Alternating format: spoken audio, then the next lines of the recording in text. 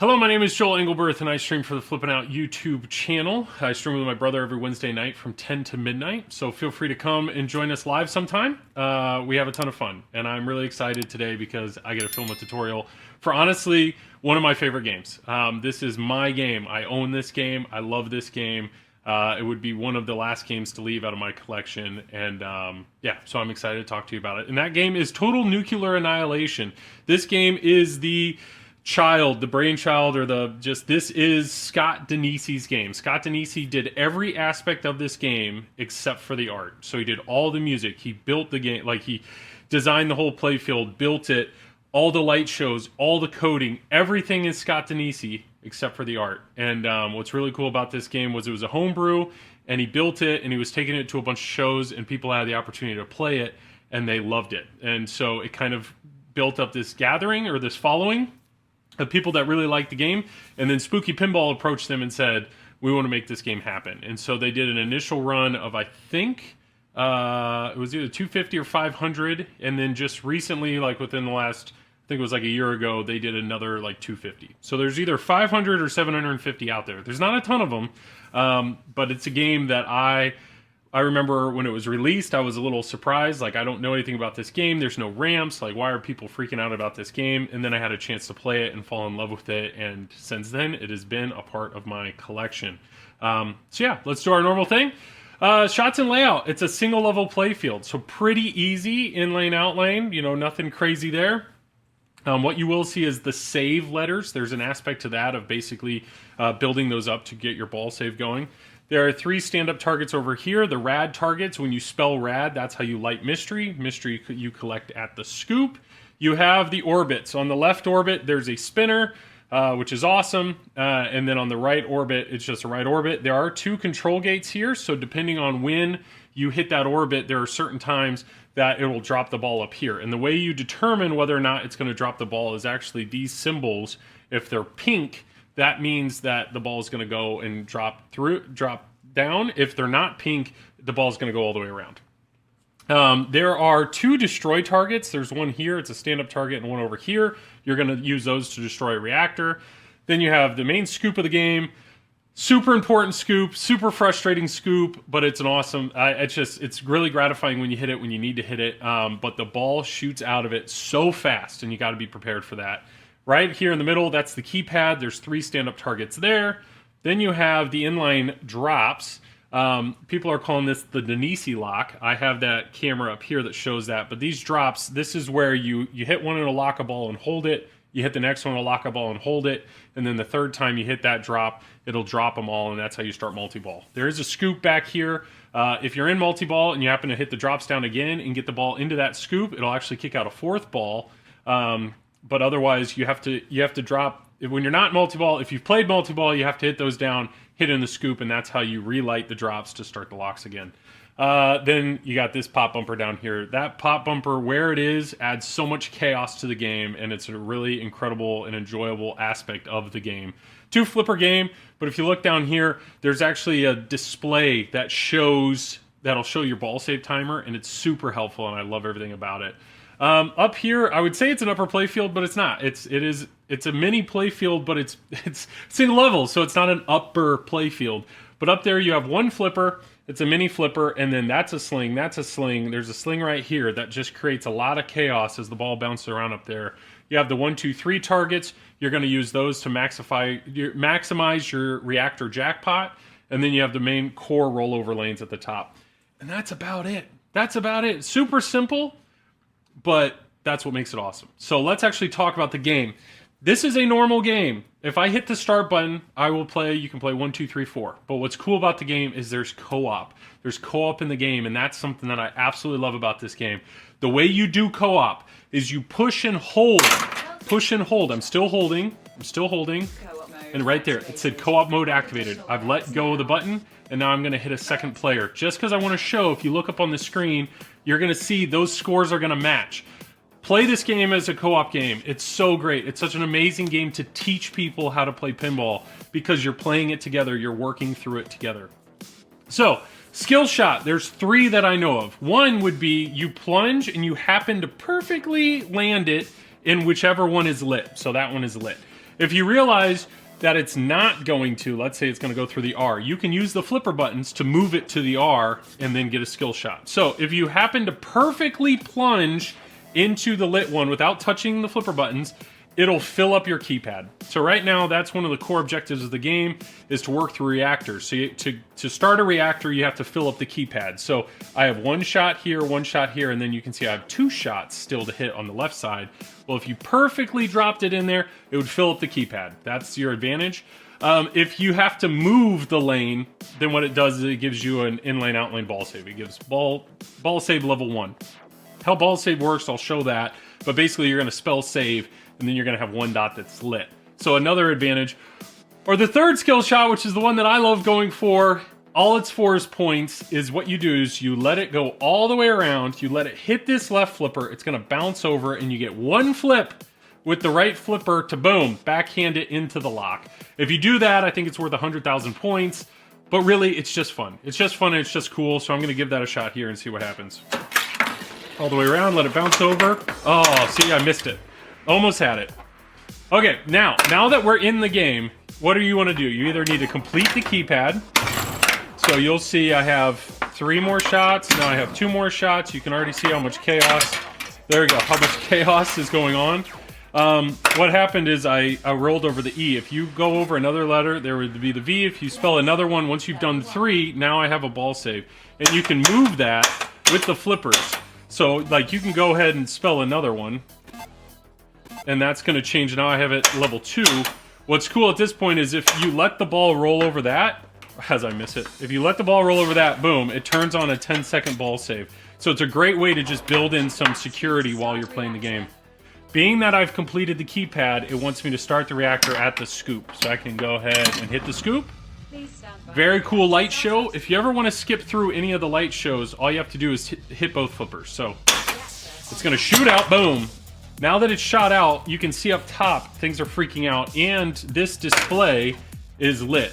So what I have to do is I have to overheat the reactor. The way that I do that is I hit one of the orbits. They're both pink, which means the ball's going to be stopped. It's going to stop. It's going to go through there, and you see my thing got up to 32. That's going to count down slowly because you're trying to overheat it. So when it's up here, I'm going to see if we can keep the ball alive. You see I'm at 95, and now I'm overheated. All right, overheated the reactor. Now that the reactor's overheated, I'm on reactor 1. That means there's going to be 1 target that's lit red, and in this case, it happens to be the pop bumper. So to destroy the reactor, you hit the 1 target. Boom. My reactor's destroyed. It gives you a really quick, short ball save, so I would suggest trying to hit the keypad while you do that. And let me hit the keypad again. So I filled up the keypad. It took more hits this time. So to start reactor 2, same thing. We hit the scoop. It's going to start reactor. Boom. My reactor started. New song. And then you have to hit either orbit to try to overheat it. So 24, 37. Let's see if we can keep it going. 99. Oh, see? 99. Still not overheated. I have to get all the way back up there. There we go. So now that I'm in reactor 2, there are 2 shots. So that's red and that's red. So 2 shots are needed to destroy the reactor. So let's go ahead and hit both. Same thing. That's it for the game. Rinse and repeat. But what am I seeing now? I'm on reactor 3, but I have more key shots that need to be hit for me to light that reactor. When you get up top, it's going to take more shots up top for that to work. What's cool about reactor 3 is once you start reactor 3, you're going to see extra ball. I'm going to end up with an extra ball because it's reactor 3. Come on. Oh, there's no extra balls in co-op. That's why. I was like, why is that not saying extra ball? It's because I'm playing co-op. All right, let's see if we can overheat this reactor. And the reason I want to do that, I want to show you why this game gets difficult. So or gets even more difficult. Because this game is brutal. There we go. So now that I have 3 shots I have to hit. So pop bumper 1, pop bumper 2, and then the R target. So you got to go from this flipper, R. There we go. So now I'm 3 reactors in. So now even more keypads to get to reactor 4. So let's fill these out. Boom. Those are all super dangerous shots that want to go down the middle. So the safe way to play those is in multiball. So let's actually talk about reactor 4 here. What I want to show in reactor 4 is only one of them is lit pink. So if I go this way, it's going all the way around. So you got to get it on this flipper, and you got to go that way. Now it'll drop in up top. Now we can see if we can overheat reactor 4. But here's the deal. If you hit a sling, it moves. So now it's lit over here. If you hit a pop, it moves. So there's the pop, so now I'm over here. Just that little change in the rules adds so much more chaos to these reactors. Let's talk about multi-ball, though. If I hit this shot, which this is a shot that should be relatively easy to backhand, okay? So the safe thing here is you actually want to short plunge, a little more than that. Short plunge, too far. What you want to do is you want to short plunge, and then you want to slap the side of the cabinet so the ball doesn't hit the top, and then basically catch like that, and then you want to backhand. That's the safe way to try to get multi-ball going. So you can see I have 2 balls, so here we go. Let's slap the side of the cabinet, and then try to, if you're good, you'd be able to catch the ball. So to start multi-ball, you're going to hit those 3, and now I'm in multi-ball. So what's cool about multi-ball? 1, ball save. 2, 3x playfield. When you're in multi-ball, what you want to do is you want to try to hit, if you care about points, if you can hit these drops down, and what's funny is one of them's about to pop back up. See, that one popped back up. So you really have to focus on it. There we go. And then if you can get that scoop back there, boom, it kicks out a 4th ball. And now I have 4x playfield, because your playfield multiplier is based off how many balls you have in play. So that thing, I can still try to overheat my core. Let's send multiple balls up there and see if we can get this thing overheated without flipping. Just chaos up there. Okay, I'm down to 3. I just lost a ball, so now I have a 3x playfield. Oh, it moves over here. Let's see. Okay, I'm overheated, so this is number 4. So I have 4 shots. So 1, 2, 3, and 4. I blew it up. So I'm going to go ahead and get out of multi-ball here, just because I want to show you. I have... Oh, my ball save timer was still on. So many more keypad hits. So many more. So many more. So it only gets harder. And being that I rolled over that in lane, it turned on my ball save, so that was helping me out. But the question is, I want to drain. Let's go ahead and drain. It'll kill that, but it's going to kill... Give me one more. All right, I'm down to 1 ball. So how do I get back into multi-ball? The way you have to get back into multi-ball is you have to hit these drops down. So let's hit 1 down. So do you see how it's all blue? Blue means it's not going to lock. I can't even throw it. Come on. There we go. 2, 3, and then you have to hit it back in the scoop. Boom. And now I'm green, which means things are going to lock. So this is what's cool about this game, though, is I'm playing co-op, but it would be the same way as if you were playing a single ball game. I'm going to go ahead and drain. So what you're going to see here is this ball stays. And that's what's really cool. When you're playing just 1v1 or a 4-player game, you can steal each other's locks. So that ball is locked. But this is co-op, so if you look at the score up there, it's 2 million. So it's the same score. The only thing that's different is the 4. That is because player 1 has destroyed 4 reactors. Player 2 hasn't destroyed any. And that's what's neat, is player 2 is picking up where player 1 left off. And which it's such a great way to teach this game. Where it's like, hey, we're gonna work in this together. Even if player 2 isn't very bad, but all they do is get me 1 keypad hit before they drain, that's fine. That helps. We're working together towards this end goal. So collectively, we've played 1 ball, and now player 2 would be on their 2nd ball. Let's see if I can short plunge. Nope. Let's slap the cabinet and try to get control of this ball. But start reactor 5. There we go. So that's it. That's TNA in a nutshell. You gotta be prepared with the save.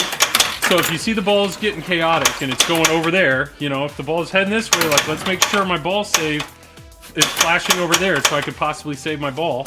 But at any point, it's, do I want to work towards multi-ball, or do I want to work towards overheating a reactor? That's it. That's all you're doing the whole game. But I love it. I love the simplicity of it. I love the decision making in it. I love the music in it. Every single reactor has a different song. And honestly, it's because of it. It's one of my favorite games. It's such a fun game to play socially, and yeah, everybody should play it. So, unfortunately, it's not a game that's out there very much.